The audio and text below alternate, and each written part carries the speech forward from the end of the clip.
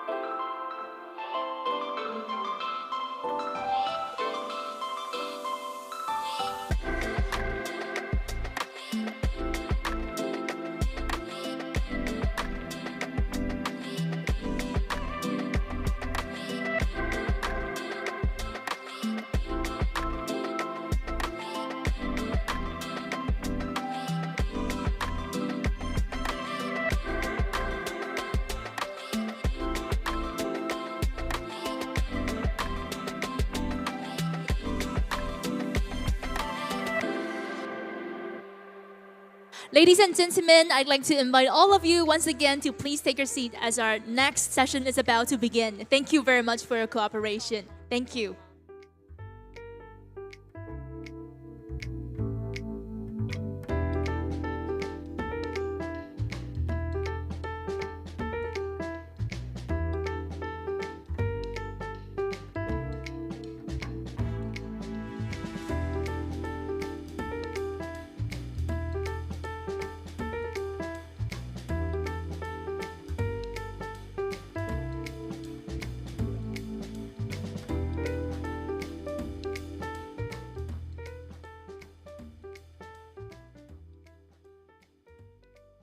Distinguished guests, ladies and gentlemen, welcome back to the forum, and please join me in giving a warm round of applause to welcome our morning keynote speaker, the Right Honorable Boris Johnson, and our host, Ambassador François Wu Zhizhong, Deputy of the MOFA, Taiwan, to the stage. Ladies and gentlemen, please give them a big round of applause. Welcome. Please welcome the Right Honorable Boris Johnson to the stage, and please take a seat, and also welcome our host, Ambassador François Wu Zhizhong. Welcome, please.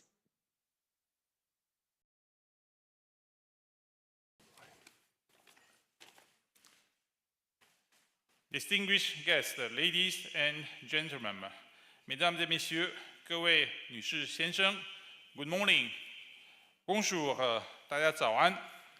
On behalf of the Ministry of Foreign Affairs of Taiwan, it is an honor and a privilege to welcome you all this year's凯达格兰Forum Indo-Pacific Security Dialogue.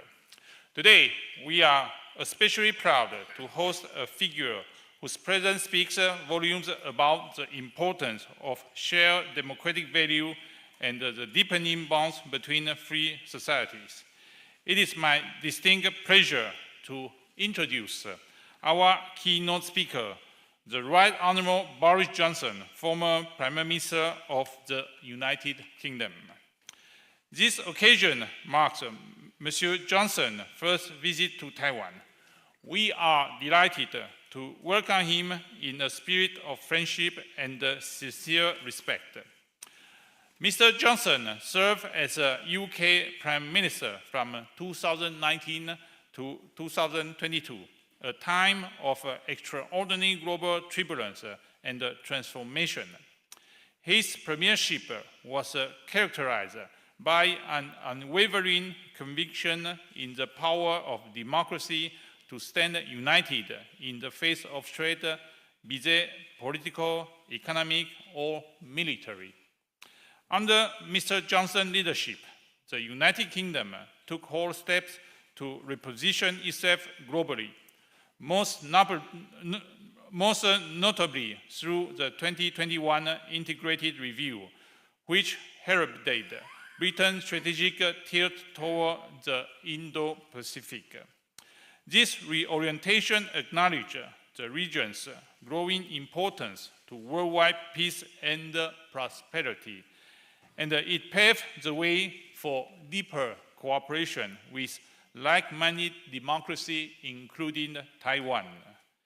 In particular, when the United Kingdom held the G7 presidency during Mr. Johnson's term in 2021, the G7 leaders' communique for the first time explicitly underscored the importance of peace and stability across the Taiwan Strait.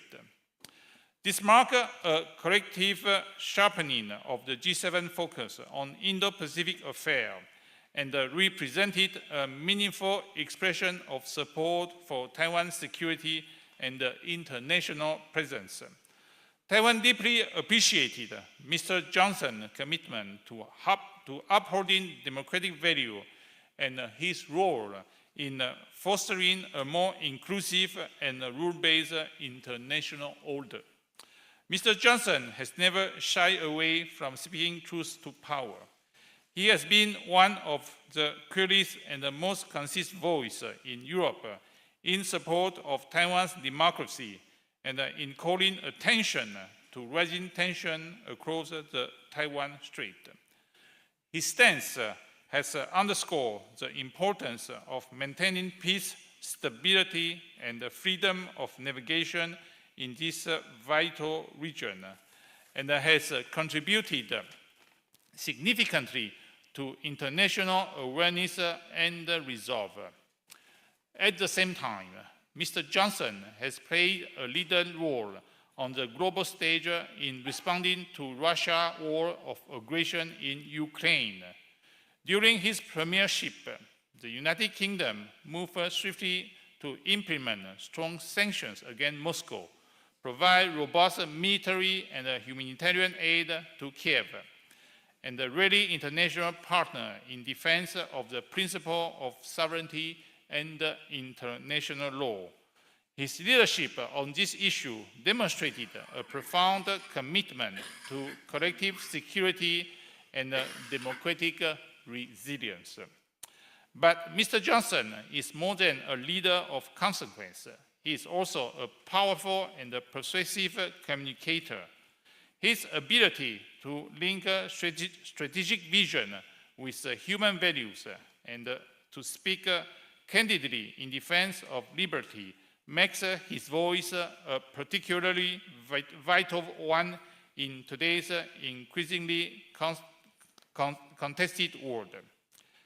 As Taiwan continues to work with a global partner to safeguard peace in the Indo-Pacific and uphold the rules-based international order, we are honored to count Mr. Johnson as a friend and a supporter of Taiwan cause.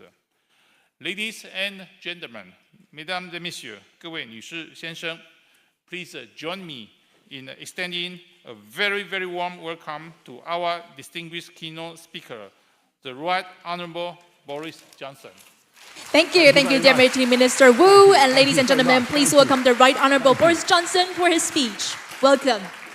Well, Minister Wu, thank you very much for that wonderful introduction, the longest and most enthusiastic introduction I've had for a very long time. Li Ho, everybody. Ni hao. Very, very good to see you. And Mr. Chairman of the Prospect Foundation, Monsieur le Président de l'Assemblée Nationale, ministers, colleagues, friends, Ukrainian friends who are here.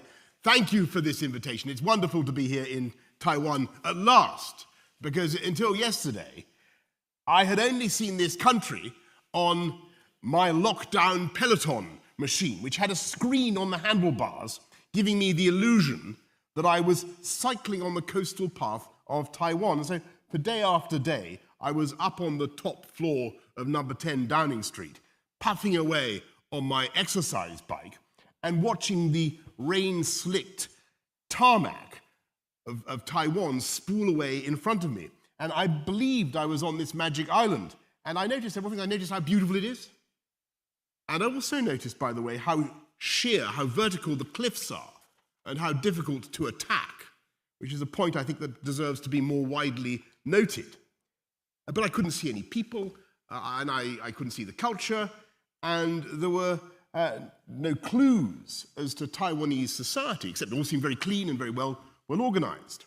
And it was irritating because I wanted to find out about the incredible Taiwanese triumph, which I believe will be in the key technology of the 21st century. And so I've come here really as a pilgrim and as an admirer from a distance of Taiwan, and as a total believer in AI and an addict of ChatGPT. And look, I don't mind if ChatGPT occasionally makes things up or gets things wrong, because it's so polite and so good for my ego. And imagine having a little friend who tells you every day, you had a brilliant and original idea. You're so clever, says ChatGPT. Me love you long time, says ChatGPT. And it's all free. It's absolutely fantastic. And far from fearing the future, I look forward to the day when artificial intelligence goes through the protected bourgeois professions like a whirlwind of fire, torching the ridiculous, time-consuming, and don't you agree? Time-consuming, expensive nonsense conveyancing, planning applications, way leaves, all this legal stuff. All this stuff that's been used to hold people like me to ransom for generations. And look, I mean, don't worry, all the people who do these jobs, you know, the accountants, lawyers, and so forth, they're going to get other jobs. It's going to be fine, because great technological change always ends up creating more well-paid jobs than it destroys. And we will solve the problem of social care workers, the shortage of social care workers, which we have in our country. Not with more immigrants, but with, I think, eventually ChatGPT. ChatGPT androids, reminding the elderly to take their pills in a tirelessly polite and deferential manner. AI is going to help humanity in millions of ways that we can only guess at right now. It's the biggest advance in cognitive power I have seen in my lifetime. It has the potential to be bigger than the internet, bigger than Gutenberg, bigger than print itself. And all of it is made possible by Taiwan, isn't it? It's true. As I'm sure you all know, about 95%, perhaps even 100% now, of the sophisticated microprocessors that are necessary for AI are made here through the genius of Taiwanese manufacturers' atomic-level precision in lithography and etching. I remember when I first became Prime Minister of the UK in 2019, I said, look, you know, I was aware of this thing. I said, look, we've got to catch up with Taiwan. We can't lag behind. I said, I said to my officials, how much would it cost for us to build a fabrication plant here in the UK? And they said £9 billion to begin with. I thought that seemed quite a lot. But I said, okay, right. And then they said, but even if we could do it on a reasonable timescale, we could not guarantee that our chips would be as good as Taiwan's, because year after year, the Taiwanese are getting better and better. And year after year, these Taiwanese chips put new distance between themselves and their competitors. And so, of course, I gave up the idea of the UK government trying to compete with you. And I've come here because I know that there is a fundamental reason why this miracle is taking place on this island and nowhere else in the world, or at any rate, a unique combination of factors. There's a strategic vision of the Taiwanese government. We just heard just now from President Lai, the companies themselves who are driven by constant desire to improve. But then there's the whole commercial environment of Taiwan, the spirit that you notice as soon as you get here, which you can't detect on your number 10 peloton, as I say. And it seems to me that there is a zing and an energy and an optimism here because this is a free country where everyone has the equal protection of the law, where you don't have to worry that someone is going to steal your intellectual property because you have security of IP, and where you don't have to bribe some party apparatchik to get a contract because, on the whole, corruption here is very low. And that freedom, under the law, gives people tremendous confidence to invest and to take risks, commercial risks, that they might not otherwise take, and therefore to innovate. And I think that is why Taiwan leads the world in what is currently the world's most important technology. And so, of course, it follows that it's vital, not just for Taiwan, but for the West, for my country, for the whole world, that we protect that freedom here in Taiwan. Because I think I can safely say after 24 hours that we have a miracle here in this country. A Chinese country of 24 million people where the population feels free, feels different, and feels a strong sense of Taiwanese identity. And as far as I understand things, the majority of people do not, on the whole, want to declare that they are immediately a sovereign state independent of Beijing. Have I got that right? That seems to be the general, or a view of a large number of people, because they're aware of the sensitivities on the mainland. All they want, as we've heard from the President earlier on, all they want is to protect the status quo, to protect democratic self-government and the freedom that is at least partly responsible, I believe, for your success. And the sad thing about what is happening now is that it is not the people of Taiwan who are demanding unilateral constitutional change, is it? On the contrary, it's Beijing that is insisting without the slightest evidence that the current arrangements are somehow unsatisfactory. And every day, we see it on our TV screens. The People's Republic of China is trying to bully Taiwan into submission. And the PRC is sending boats into Taiwanese waters and planes into Taiwanese airspace as if to remind the world, as though we needed reminding, of the might of the Chinese armed forces.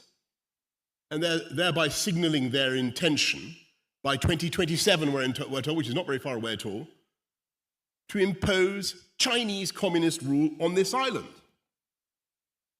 to eradicate democracy, to impose unification, and basically to run the place from Beijing. And they are signaling, and they've said expressly, that if necessary, they are willing to use force. And of course, around the world, people look at the relative size of the two entities, population size, Taiwan versus the People's Republic of China, 24 million versus 1.3 billion, or whatever it is. And they wonder how Taiwan could possibly survive in such a struggle. I mean, around the world they do. I don't think they worry about it here, do they? Do you think Taiwan, let me ask you seriously, do you think Taiwan can survive? Do you think this blessed island, this happy accident of history, can keep its free and democratic status? Do you? Yes. Good. Well, I'm here to assure you that I also believe that Taiwan can and Taiwan will, because it's plain to me that freedom is what the people of Taiwan want. And in the phrase of John Stuart Mill, you are lovers of your own liberty. And I don't believe that spirit will ever be crushed. And I say, therefore, to our friends in Beijing, and they should be our friends, by the way, that is a huge mistake to use intimidating and aggressive measures against Taiwan. And that publicly to contemplate violence is madness. Because the minute you use force to make a unilateral change to the status quo, you risk a chain of events that you cannot control, because that is, I'm afraid, what war always means.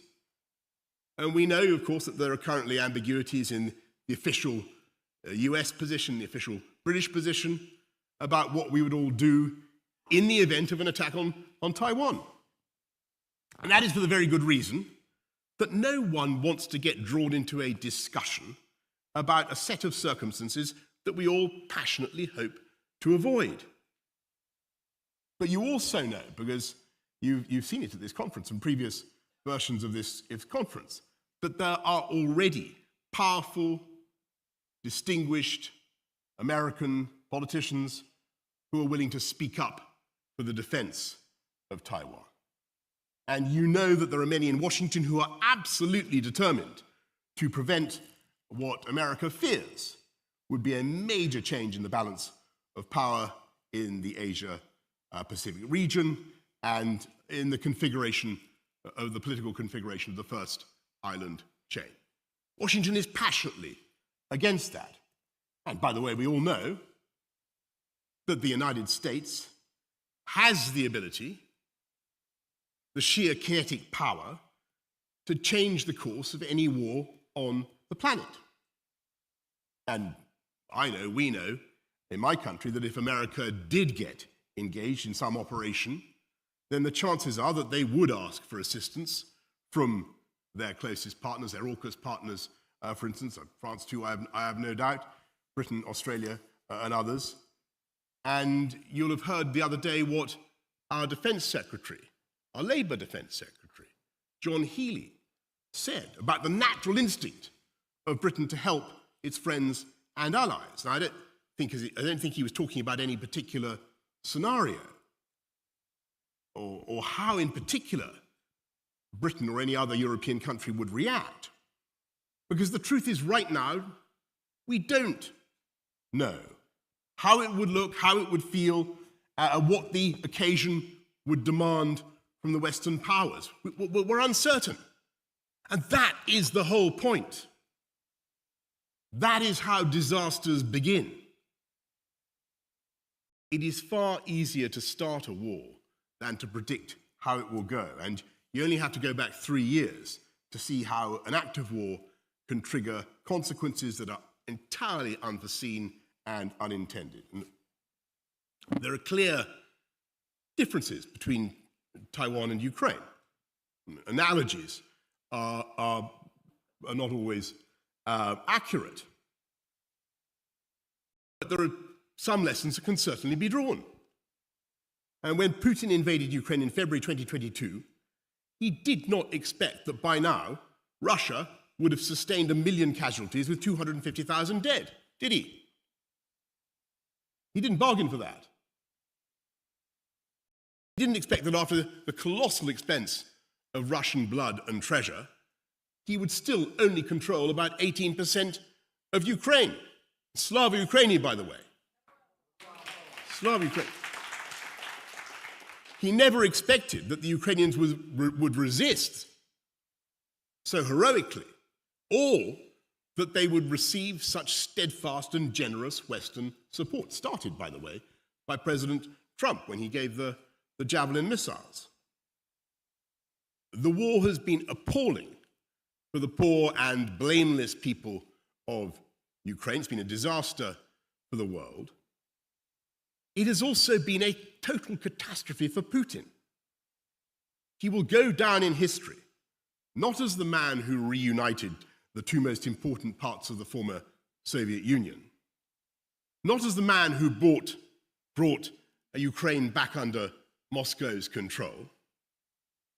He will be remembered as the man who, by his arrogance and impatience, created in the hearts of Ukrainians an absolutely inextinguishable national feeling and desire for independence. Putin is not the man who restored Russian pride.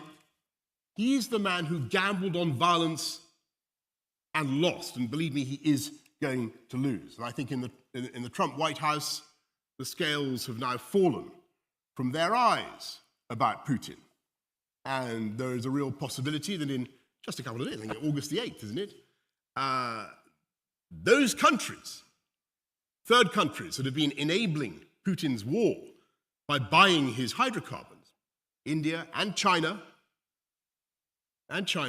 will be hit hard by secondary sanctions. And of course, I don't think any of those countries imagined for a second when this war began that they might in time be visited by that kind of punishment. And I dwell on the lesson of Ukraine, but not because the comparison is perfect. Clearly there are important differences. But to make this basic point that if you trigger violence and you are firing a Sarajevo pistol that can lead to disaster for you and for the entire world.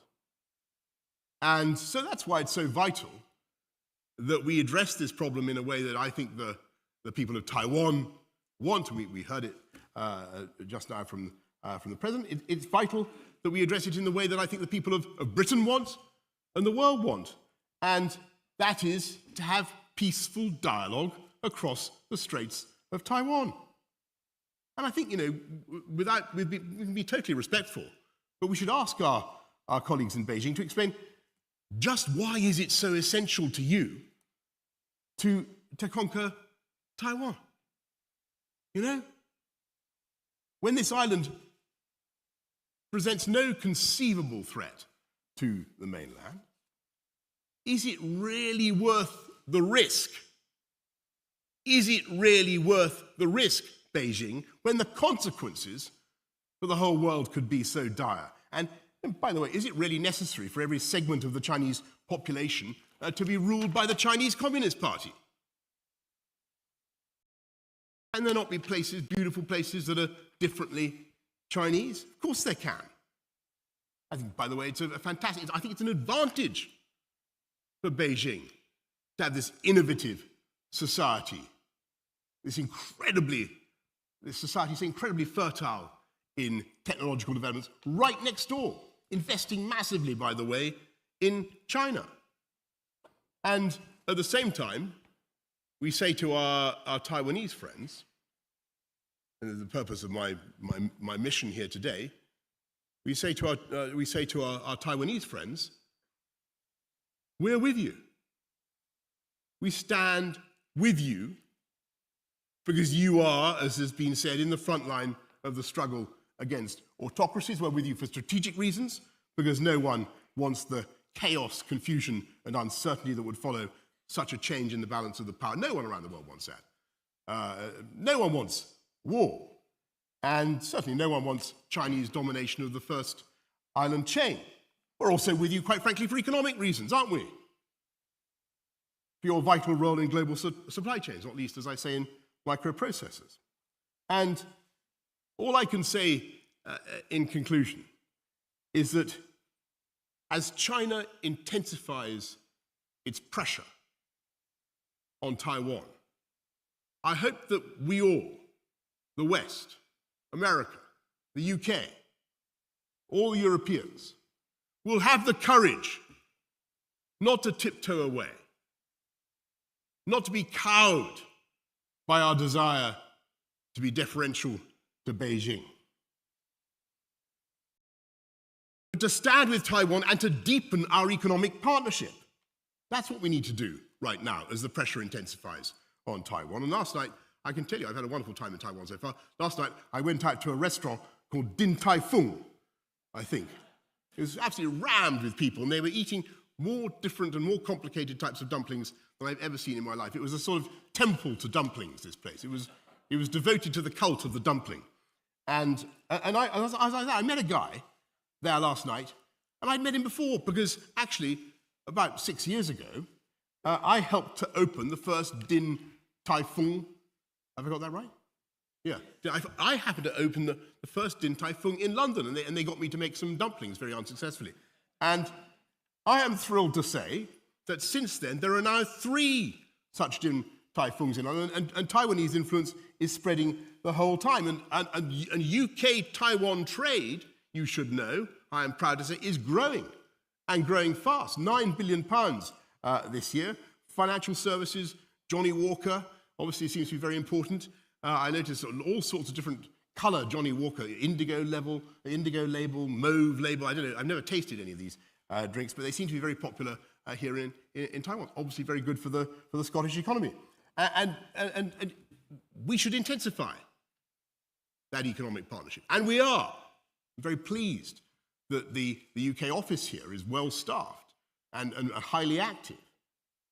And in the end, folks, we're with you for the best reason of all, which is that we share your values. UK, Taiwan, we're 2 island democracies who understand that freedom is not just a wonderful thing because it helps you build a better silicon chip. Obviously it does, and Taiwan is the proof of that, right? I've made that argument. We're with you because we both understand that freedom is also a wonderful thing in principle, and it's a wonderful thing in itself. So thank you, Taiwan. Thank you for your bravery and for standing up for freedom in a very difficult and dangerous part of the world. You will have our support, and let us stand up for freedom together. Thank you all very, very much for having me at your conference today. Thank you. Thank you. Many thanks to the Right Honorable Boris Johnson for his inspiring and powerful speech. Mr. Johnson, please depart from your right-hand side. Thank you very much. Let us give him a round of applause once again as we thank him for his steadfast support and bid him farewell for his departure. Thank you. Mr. Johnson's unwavering commitment to the values of freedom and democracy and his enduring friendship with Taiwan are sincerely valued and will long be remembered. And once again, I'd like to also thank Deputy Minister Wu for hosting and presenting introductory remarks. Ladies and gentlemen, we will now take a short break. Our next session, the panel discussion 1, will begin at 10:30. Please return to your seat promptly before 10:30 and allow us to start the next session timely. And we have some refreshments and beverages prepared outside of the hall for you. And please be reminded to keep your valuables with you at all times. Thank you and see you later.